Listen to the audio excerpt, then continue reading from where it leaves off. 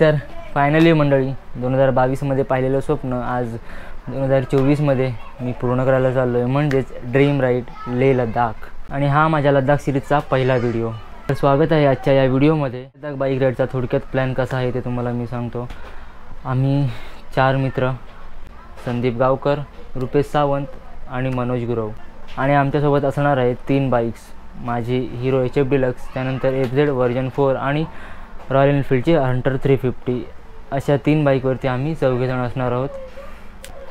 मनात तर होतं की मुंबई टू लेह हा प्रवास पूर्णपणे बाईकने करावा, पण काही गोष्टी मध्ये आल्या, त्यामुळे हा प्लॅन असा न होता थोड्या प्लॅनमध्ये चेंजेस आला। आणि जी बाईक राईड आमची स्टार्ट होणार आहे ती जम्मूपासून पूर्ण लेह लडाख सर्किट करत, स्पिती व्हॅली, नुब्रा व्हॅली, पँगॉन्ग लेक करत आम्ही मनालीला एंड करणार आहोत। तसं तर मुंबईमधून बाईक आम्ही ट्रान्सपोर्ट करणार आहोत 1 जूनला आमच्या बाईक ट्रान्सपोर्ट होतील वसईवरून जम्मूपर्यंत, आणि आम्ही जाणार आहोत ट्रेनने 8 जूनला।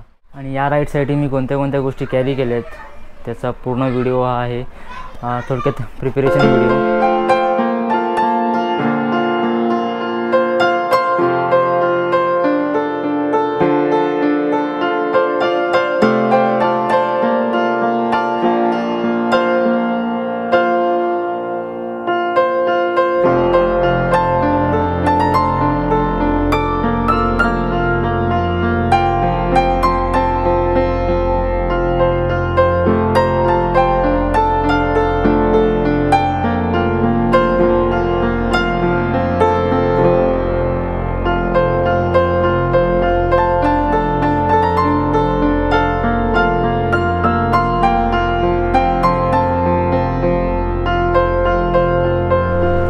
तर असा काहीचा पूर्ण सेटअप आहे, तुम्हाला मी एक गोष्ट दाखवतो।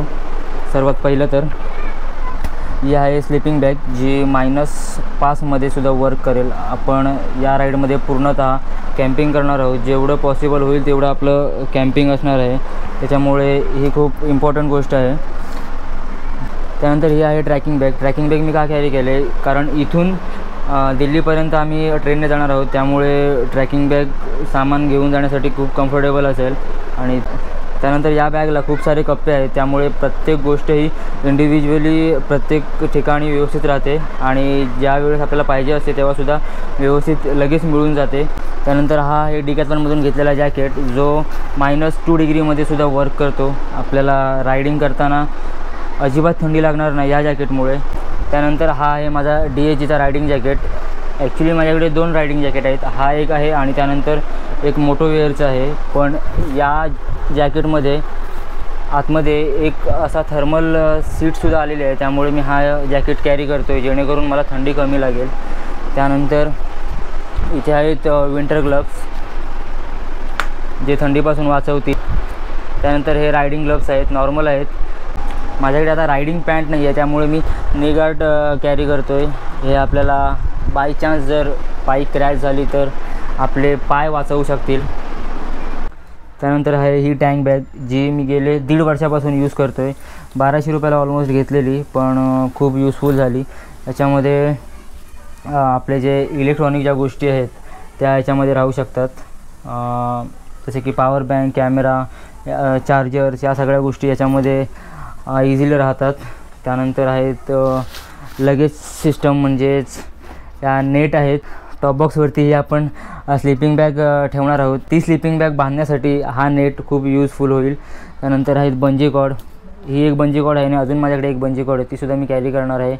त्यानंतर दुसरी गोष्ट म्हणजे LPG आहे।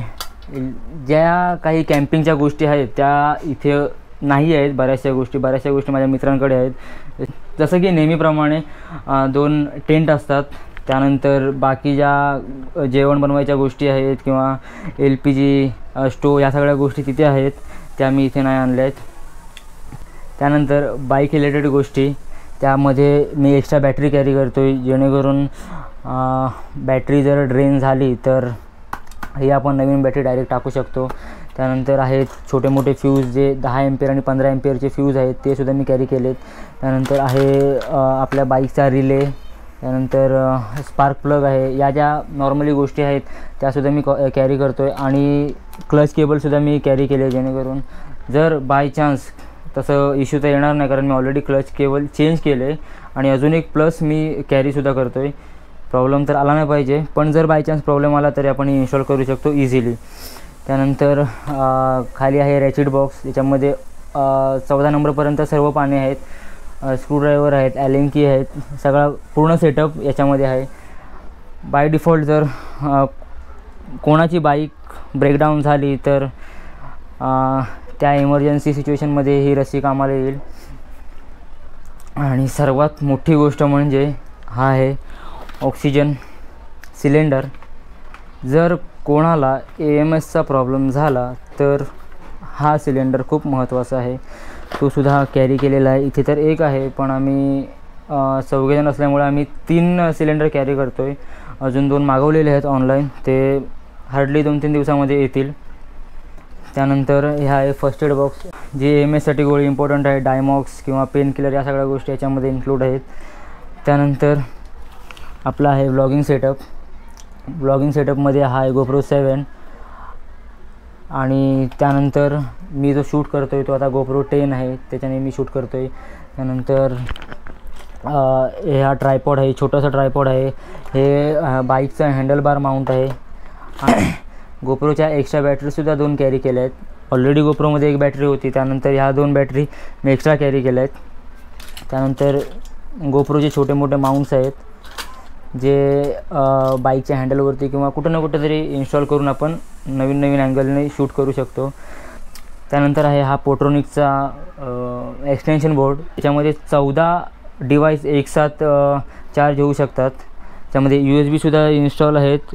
6 USB डायरेक्ट आपण USB केबल टाकून GoPro किंवा मोबाईल किंवा अदर्स 360 कॅमेरा, ड्रोन ह्या सगळ्या गोष्टी चार्ज करू शकतो. त्यानंतर आहे एक सनग्लासेस, 2 आहेत ॲक्च्युली, पण आता इथे एकच आहे, मी 2 कॅरी करणार आहे. त्यानंतर एक नाईट गॉगल, जर आपली नाईट राईड झाली तर हा ट्रान्सपरंट गॉगल आपण यूज करू शकतो. त्यानंतर आहे पॉवर बँक, जी मी MIची 20,000 mAhची पॉवर बँक कॅरी करतो आहे. आणि त्यानंतर माझा रिअलमीचा चार्जिंग ॲडॅप्टर. त्यानंतर अजून हे 2 एक्स्ट्रा ॲडॅप्टर आहेत, जे पॉवर बँक चार्ज आणि GoPro चार्ज करण्यासाठी यूज होईल. त्यानंतर ह्या आहेत थर्मल लेयर्स, जे 2 बॉटम आणि 2 टॉप आहेत. थंडीमुळे ही एक गोष्टसुद्धा मी कॅरी केले, जेणेकरून थंडी न लागावी.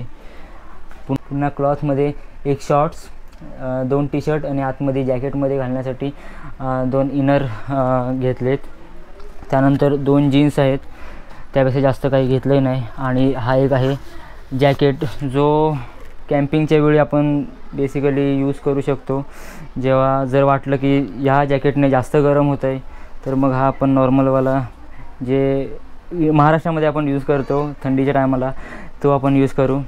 त्यानंतर हा आहे रायनॉक्सचा रेन कवर, जो मी ॲमेझॉनवरून मागवला.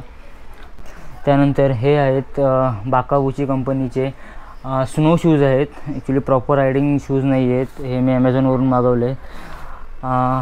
तसे मी घालून बघितले, ट्राय केले, पण खूप बेटर आहेत. आतून थोडंसं गरम फील होतं. जेव्हा मी राईड दरम्यान ट्राय करेन तेव्हाच त्याचा जो काय प्रॉपर रिव्ह्यू आहे तो मी देऊ शकतो. असं काहीचं पूर्ण सेटअप आहे. आणि ह्या ज्या काय सगळ्या गोष्टी आहेत त्या आपल्याला लद्दाखसाठी कॅरी करायच्या आहेत. याच्यामध्ये अजून खूप थोड्या ज्या काही गोष्टी आहेत त्या मिस झालेल्या आहेत, पण जेवढ्या पॉसिबल होत्या तेवढ्या मी आज दाखवल्या आहेत. माझी पूर्ण तयारी आहे. हा व्हिडिओ मी 29 किंवा 30 तारखेला मी अपलोड करतो आहे. बाकीचे जे काही व्हिडिओ आहेत म्हणजे लद्दाख सिरीजचे, याच्या पुढचे ते व्हिडिओ मी लद्दाखवरून रिटर्न आल्यानंतर हळूहळू अपलोड करेन. कारण जेव्हा मी लद्दाख सिरीज एक्सप्लोर करत असेन तेव्हा फक्त आणि फक्त एक्सप्लोर करायचं. त्यावेळेस सर्व डेटा जो काय आहे तो फक्त जमा करून घेऊन यायचा आणि त्यानंतर मुंबईला रिटर्न आल्यानंतर हळूहळू व्हिडिओ एडिटिंग करून अपलोड करत राहायचं. चॅनलला सबस्क्राईब करून ठेवा, जेणेकरून पुढच्या ज्या येणाऱ्या व्हिडिओ आहेत त्या तुमच्याकडून स्किप नाही झाल्या पाहिजेत. हा व्हिडिओ बघितलात त्यासाठी खूप खूप धन्यवाद. पुढे येणारा व्हिडिओसुद्धा अशाच बघत राहा. लाईक करा, सबस्क्राईब करा आणि व्हिडिओ शेअर करायला विसरू नका. धन्यवाद.